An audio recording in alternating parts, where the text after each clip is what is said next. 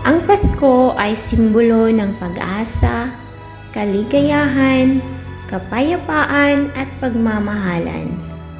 Sa ating paghahanda sa pangalawang pagbabalik ng ating Panginoong Hesukristo, naway paigtingin pa natin ang ating pananampalataya sa ating mahal na Ama. Maligayang Pasko at manigong bagong taon sa ating lahat.